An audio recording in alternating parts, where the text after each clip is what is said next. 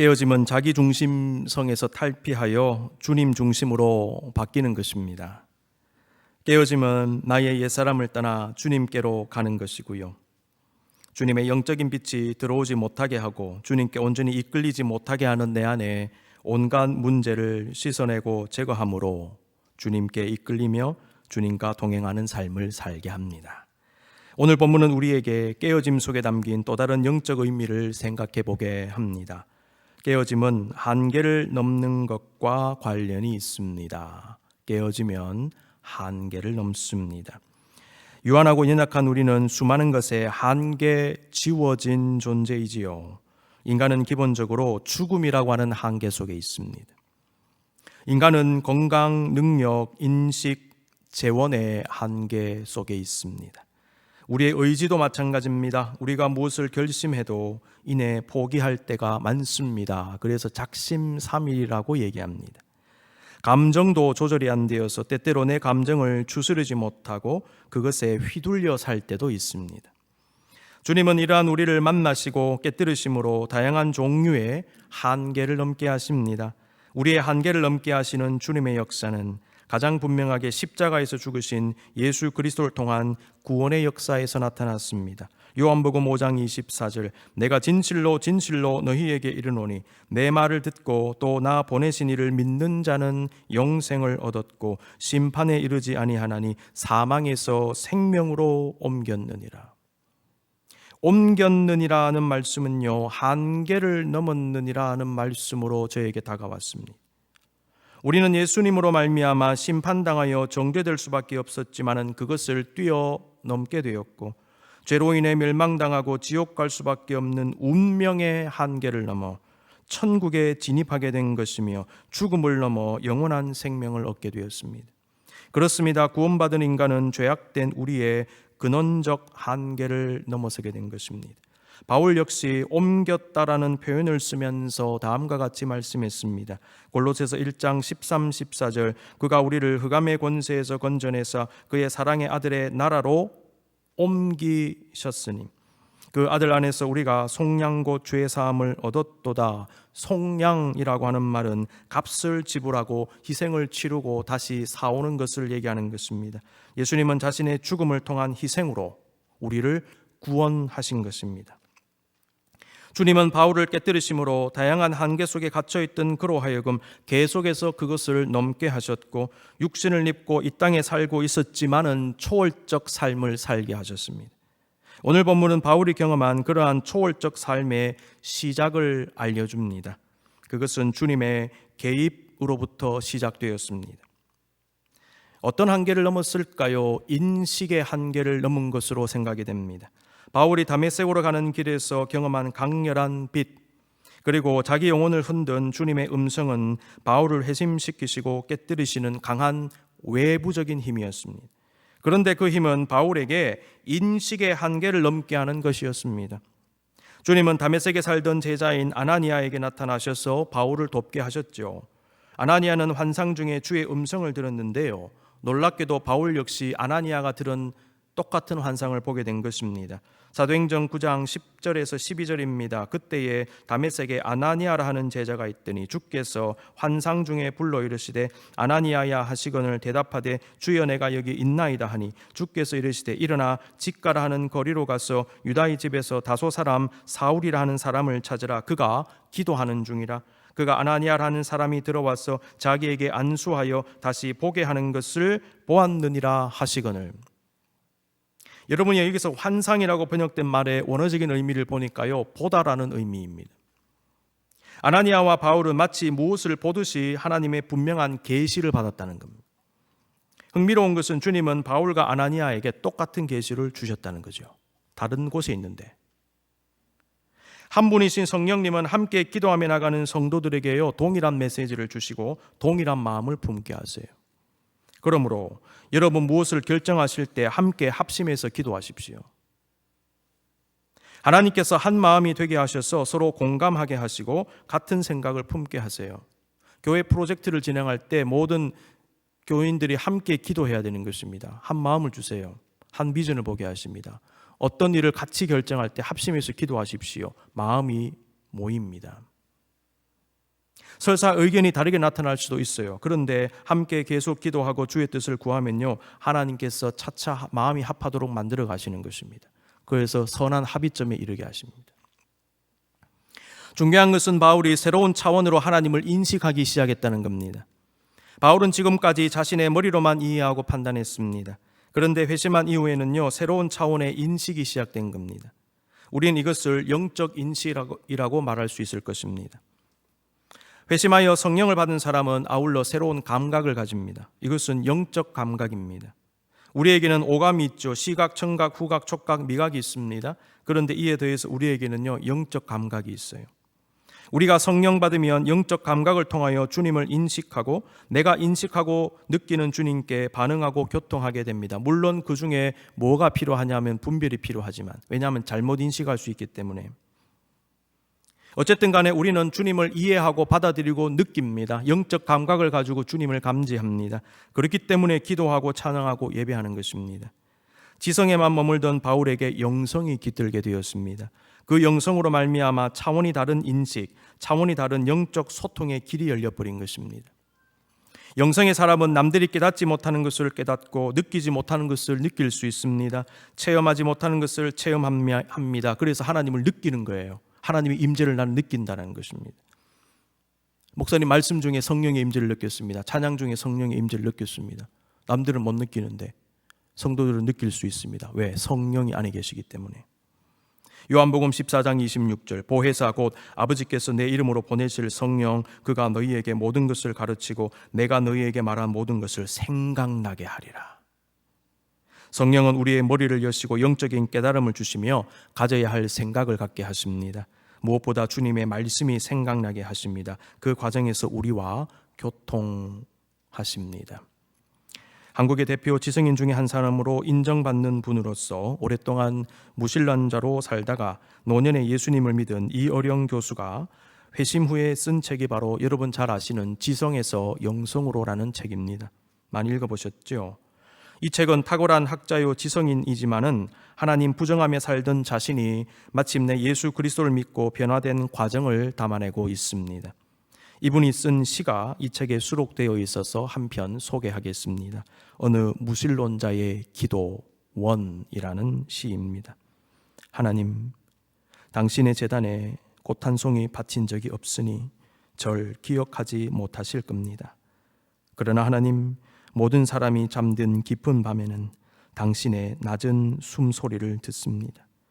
그리고 너무 적적할 때 아주 가끔 당신 앞에 무릎을 꿇고 기도를 드립니다. 하나님, 어떻게 저 많은 별들을 만드셨습니까? 그리고 처음 바다에 물고기들을 놓아 헤엄치게 하셨을 때 저 은빛 날개를 만들어 새들이 일제히 날아오를 때 하나님도 손뼉을 치셨습니까?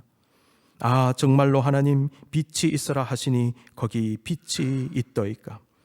사람들은 지금 시를 쓰기 위해서 발톱처럼 무딘 가슴을 찢고 코피처럼 진한 눈물을 흘리고 있나이다. 모래알 만한 별이라도 좋으니 제 손으로 만들 수 있는 힘을 주소서. 아닙니다. 하늘의 별이 아니라 깜깜한 가슴 속 밤하늘에 떠다닐 반딧불 만한 빛 한 점이면 족합니다.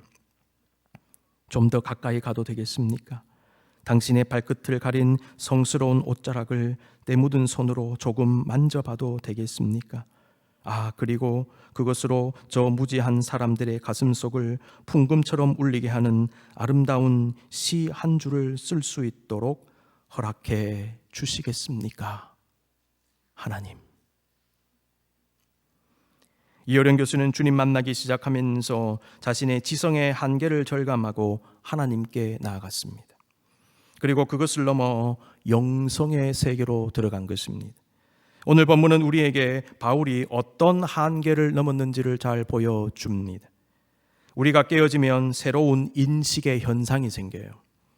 우리는 깨어짐으로 나날이 주님을 새롭게 발견하고 이해하고 느끼며 말씀의 오묘한 진리를 더욱 깊이 알아가게 될 것입니다. 극심한 고난을 당했던 욥은 마침내 하나님의 뜻을 깨닫고는 내가 죽게 대하여 귀로 듣기만 하였사오나 이제는 눈으로 주를 배움나이다 라고 고백했지요. 이 말씀은 여러 가지 관점으로 해석이 가능하겠지만은 주님을 깊이 만난 욥이 틀에 갇힌 자신의 인식의 한계를 넘은 것을 고백한 것으로 이해할 수 있겠습니다. 그러므로 내가 아는 것이 다라고 생각하면 안 됩니다.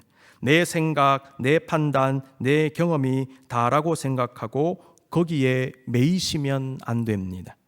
소크라테스가 이런 말을 남겼다고 합니다. 내가 모르는 것을 아는 것이 정말 아는 것이다. 내가 모르는 것을 아는 것이 정말 아는 것이다. 많은 사람들이 모르는데 안다고 생각하지 않습니까? 근데 내가 모른다, 그걸 안다라는 거죠. 그게 진짜 아는 거라는 거예요. 우리는 우리의 제한된 인식의 능력, 인식의 수준, 인식의 범위를 겸손히 인정해야 합니다. 나의 연약함과 무지함을 인정할 때에 우리는 주님 의지하게 되고 주님의 음성에 귀를 기울이게 되고 잘 알고 제대로 알기를 간구하게 됩니다. 그리고 잘 듣고 받아들이게 됩니다. 우리 안에 계신 성령님은 그렇게 겸손히 주님을 찾는 자들의 머리를 열어주실 것입니다. 영혼을 열어 못 보던 것을 보게 하시고 깨닫지 못하던 것을 깨닫게 하십니다. 그러므로 우리는 끊임없이 이 생각의 껍질을 벗는 훈련을 해야 합니다. 생각의 껍질. 위트월스 유니버시티의 신학과 교수인 제럴드 L. 시저라는 분이 있습니다. 이분이 쓴 책 가운데 Water from a Deep Well, 영성의 깊은 샘이라고 번역된 책을 보니까요, 이분이 이런 표현을 썼어요. 한 세대 세계, one generational world. 세계가 한 세대에 갇힌 듯한 현상, one generational church. 이 교회가 한 세대 속에만 머무는 듯한 교회. 어떤 교회일까요? 뿌리가 없는 교회예요. 이런 교회들은 한 세대로 끝나는 교회, 뿌리가 없습니다. 이 말을 쓰면서 우리의 가치관이 우리가 속한 지금의 세대에 매이면 안 된다라고 얘기했습니다. 그러면서 고전을 읽어야 한다고 주장했던 복음주의 사상가 C.S. 루이스의 말을 인용합니다. 우리 가운데 누구도 이러한 맹목에서 완전히 벗어날 수는 없다. 그러나 만일 동시대의 책들만 읽는다면 맹목이 증가하고 맹목에 대한 우리의 경계는 약화될 것이 확실하다. 우리가 우리 세대의 책만이 아니라 여러분이요, 고전을 읽어야 되는 이유 중에 하나는 우리의 시야를 넓혀주고 관점을 새롭게 해주기 때문일 것입니다. 지금의 트렌드가 중요하죠. 지금의 사상이 중요합니다. 그런데 여기에만 매몰되면 안 된다는 거예요. 이 세대를 이 세대의 관점으로만 보면 안 될 것입니다. 역사를 공부해야 되는 이유가 그겁니다. 시대를 초월하는 관점이 우리에게 필요한 거예요. 과거에 루터가 무엇이라고 얘기했고 칼빈이 무엇이라고 얘기했고 어거스틴이 무엇이라고 얘기했는가? 수백 년 전의 사람들, 수천 년 전의 사람들은 세상을 어떻게 봤는가? 거기에 대한 관점이 우리에게 필요합니다. 그래서 여러분이요, 고전을 많이 읽으십시오. 제가 새벽마다요 그리스도를 본받아 같이 읽고 말씀 같이 묵상하는 이유가 그것입니다. 여러분에게 말씀도 읽게 하시고 읽게 해드리고 또 고전도 읽게 해드리기 위해서 그렇게 하는 것입니다. 여러분 그래야 할 때 관점이 넓어지는 거예요. 세계관이 넓어지는 것입니다. 그리고 미래를 볼 수 있는 것입니다. 여기에만 매몰되면 안 된다는 것이죠. 핵심은 우리의 생각이 깨어져야 되고 넓어지고 깊어짐으로 더 높은 단계로 올라가야 된다는 것입니다. 우리는 인식과 생각의 한계를 벗어나야 되는 것입니다. 이것을 위한 다양한 방법이 있겠지만 회심이라는 관점에서 보면요, 성령을 통하여 가능하게 돼요. 성령 받으면 다르게 생각하고 다르게 볼 수 있습니다. 성령 받으면 주님의 관점으로 생각하고 주님의 기준으로 바라보고 주님의 방법으로 사유하기 시작합니다. 내 생각, 이념, 나의 제한된 인식의 껍질을 벗어야 합니다. 깨어져야 합니다. 그러할 때에 정말 보아야 할 것을 보게 되고 들어야 할 음성을 듣게 되는 것입니다. 두 번째 생각해 볼 것은 관계의 한계를 넘는 것입니다. 다메섹 도상에서 주님 만나 회심한 바울에게 일어난 현상 중에 하나는 위로 하나님 그리고 옆으로 사람들과 새로운 관계 형성을 가지게 된 것으로 보여집니다. 회심 전에 바울과 주님 관계는요 적대적이었죠. 바울에게 예수님은 이단의 괴수였고 그를 따르는 무리들은요 반드시 제거되어져야 하는 종교적인 암종과도 같았습니다. 그래서 죽이려고 달라든 거예요. 그러나 이제 예수님과 바울의 관계는 구원자와 구원받은 자의 관계, 주인과 종의 관계, 부른 자와 부름을 받은 자의 관계, 부모와 자녀의 관계로 바뀌었습니다. 바울에게 예수 그리스도는 모든 것을 바쳐 믿고 따르고 사랑하는 유일한 대상이 되었습니다. 종교개혁자 마틴 루터는 바울처럼 구원은 본질적으로 하나님과의 올바른 인격적 관계라고 이해했습니다. 저는 이 말에 동감합니다. 구원은 다양한 것으로 이해할 수 있습니다. 그런데 여러분, 본질적으로 하나님과의 올바른 인격적 관계로 이해할 수 있어요. 관계 형성입니다. 우리 역시 마찬가지입니다. 우리는 하나님의 자녀가 될 수 없는 존재였죠. 바울이 혁명적 관계를 경험했듯이 우리도 마찬가지라는 거예요. 우리는 하나님과 온전한 관계를 가질 수 없는 존재였습니다.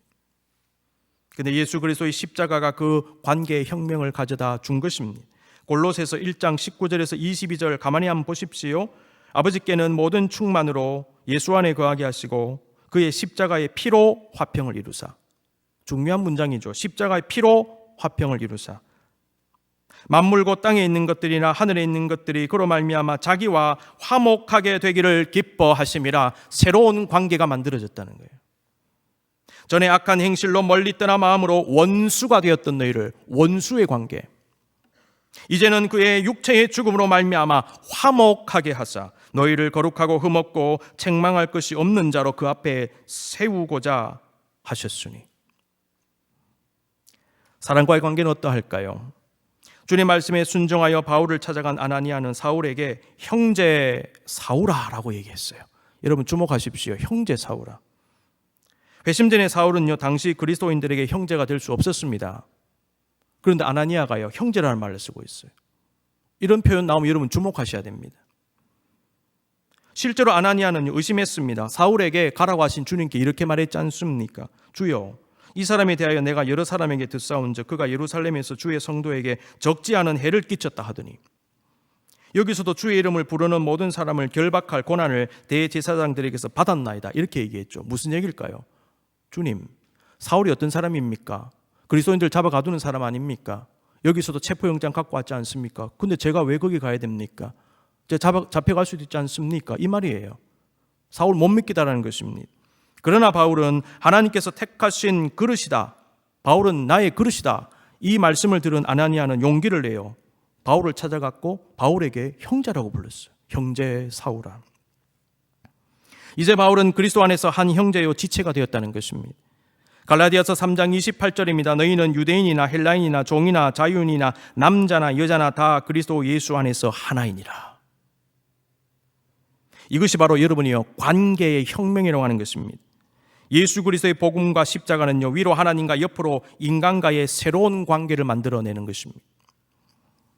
깨어지는 것은 관계를 막던 둑이 무너지는 것과 같습니다. 하나님과 사람과의 관계를 막거나 저해하거나 불편하게 하던 것이 무너질 때 새로운 관계, 아름다운 관계, 행복한 관계를 만들어낼 수 있습니다. 나 스스로가 가지고 있는 관계의 벽, 관계의 담, 장애물들을 제거할 수 있어야 합니다. 내가 관계 형성에 문제가 있다면 외부적인 요인도 분명히 있을 것입니다. 그런데 많은 경우에 내부적인 요인, 내면의 문제가 있음을 여러분 아셔야 합니다. 그것은 내 마음의 문제, 선입견, 오해, 착각, 상처일 수 있습니다. 동시에 나의 기질, 성격, 소통 방식, 대인관계의 기술의 문제일 수도 있어요. 사람은 좋은데요, 사람 사귀는 기술이 부족할 경우에 오해를 낳습니다. 그때는 그런 것들을 한번 점검해 보실 필요가 있습니다. 의사소통의 방식의 문제, 대인관계의 스킬의 문제입니다. 주님 만나고 회심하고 깨어진 바울은 관계의 한계를 넘어서게 되었고 그가 경험한 새로운 관계가 그의 인생을 새롭게 했습니다. 여러분이요 관계의 변화가 일어나면요 여러분 인생 달라집니다. 관계가 꼬여버리면요 인생이 꼬일 수 있어요. 왜 그런 줄 아십니까? 인생은요 관계에서 풀려나오는 거거든요. 새로운 관계는 나 자신과의 관계도 포함하는 것이 아닐까요? 내가 다른 사람과 좋은 관계를 만드는 것만큼 나와의 관계를 잘 만드는 것도 중요합니다. 나와의 관계. 의외로 많은 사람들이 자기 자신에 대한 부정적 생각, 열등감, 불만, 분노에 사로잡혀 있는 경우가 많습니다. 그래서 심지어 자신의 몸에 손을 댑니다. 자해합니다. 물론 자해에는요 다양한 이유가 있습니다. 그런데 그 심리를 가만히 한번 들여다보면 자기가 처한 현실에 대한 불만과 함께 그 현실 속에 있는 자기 자신에 대한 미움과 불만족이 상당한 이유로 작용하고 있음을 보게 됩니다. 그러므로 우리는 나 자신과의 관계의 한계도 넘어서야 됩니다. 나에 대한 새로운 인식, 자기 자신에 대한 진정한 발견, 건전한 자존감을 가지는 것이 상당히 중요합니다. 자기를 진정으로 사랑하지 못하는 사람은 결코 남을 진정으로 사랑하지 못합니다. 자신에게 담긴 하나님의 가치를 발견하고 자신을 존중하지 못하는 사람은요, 결코 남을 존중하지 못해요. 이때의 자기 사랑과 존중은 이기적 자기의 나르시시즘이 아니라 하나님의 형상으로 지음받은 나 자신에 대한 바른 인식과 건전하고 성숙한 사랑을 의미하는 겁니다. 관계의 한계를 넘어 새로운 관계를 형성해야 하는 중요한 이유가 있습니다. 그 관계에서요, 힘이 나오기 때문이에요. 우리가 주님 믿고 주님의 자녀가 되었을 때 얻는 엄청난 복은요, 다른 용어로 얘기하면 관계의 힘이다, 이렇게 말씀드릴 수 있겠습니다. 바울은 말씀했습니다. 내게 능력 주시는 자 안에서 내가 모든 것을 할 수 있느니라. 단순하게 보면 하나님이 나에게 능력 주신다, 그 능력으로 내가 모든 것 할 수 있다, 이렇게 볼 수 있죠. 여러분, 관계라는 이 앵글을 가지고 이 본문을 다시 한번 보십시다. 내게 능력 주시는 자 안에서예요. 내가 주님 안에 있다? 무슨 얘기입니까? 나하고 관계를 맺었다는 거예요.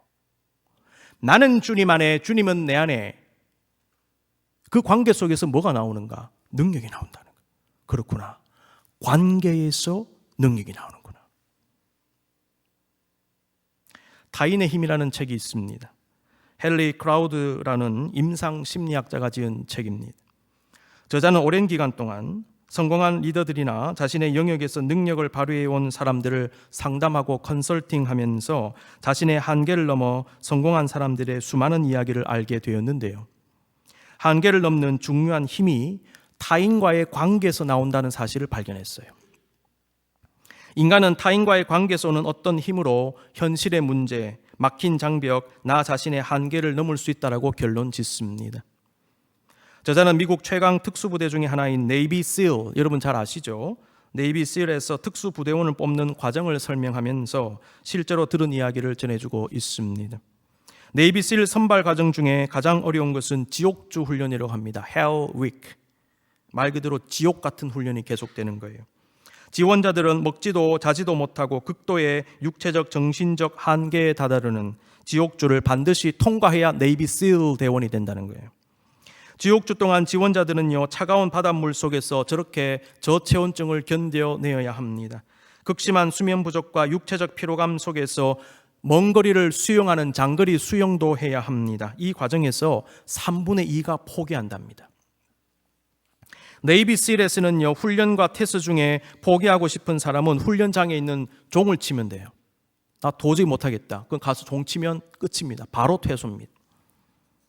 이러한 훈련을 하는 목적은 인간의 한계가 정확히 어디인지, 그리고 누가 한계에 봉착하며 누가 그 한계를 넘을지를 가려내는 것입니다. 한계 넘는 사람만 뽑는 거예요.